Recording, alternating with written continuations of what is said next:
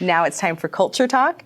And Culture Talk is the segment where we integrate pop culture and geek culture with our faith. So today we're joined with Jay Sherer. He is the co-founder of the Reclamation Society and host of the Story Geeks podcast. Jay, thank you so much for joining us. Oh, thanks for having me. This is going to be really fun. Yeah, we're going to be talking about an awesome topic, something we both love, Star Wars. Absolutely. You got to love Star Wars. So you've seen it already? I have seen it, yes. A couple times, actually.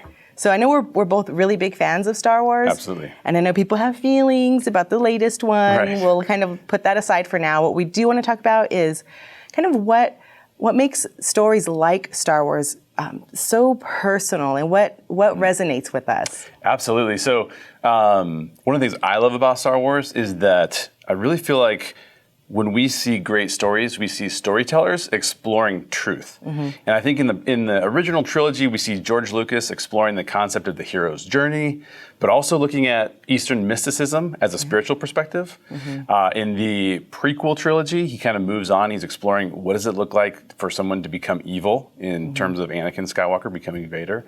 But he's also then exploring, I think, some of the Western culture's emphasis on politics from a spiritual perspective, as opposed to a personal relationship from a spiritual perspective.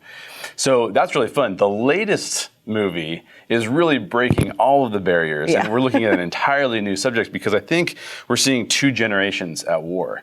We see the older generation in Luke Skywalker feeling like he's a failure and he's in need of some sort of redemption, and we see the younger generation trying to figure out how in the world, what are they supposed to do? Are they supposed to follow the Jedi Order and all of the teachings of the Jedi Order? We see Rey struggling with that, while we see Kylo saying, maybe we just need to burn it all to the ground and start over again. So it's just kind of like a generational divide that we're looking at. Right. No, totally. And I think when I was watching The Last Jedi, there were so many themes popping up, this old and new, this idea of, we don't need those books because, so I'm like, where are we going with this? What's going to happen? Right. One of the things that I really loved was seeing for Rey when she felt like Kylo was worth redeeming. To me, I was tearing up in the theater going, this is how it should be with evangelism. We should feel like we still want to put hope that these people can turn around and recognize the good that's in them. Absolutely. So I love that. What was something that, like some of the spiritual Christian themes that came up for you?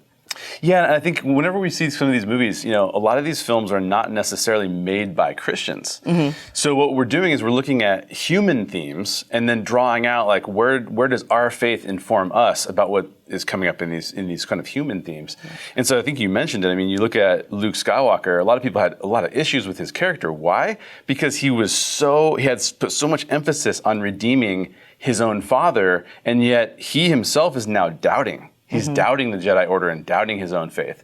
And so I think we can see a need for redemption there. Mm-hmm. There's a need for making the world a better place. And what does that look like? Does it look like Kylo Ren destroying things to make it a better place? Or does it look like Rey who's trying to kind of adapt and make things a better place from kind of more of a heart perspective? Yeah, well, definitely. So then one last quick question. Yeah.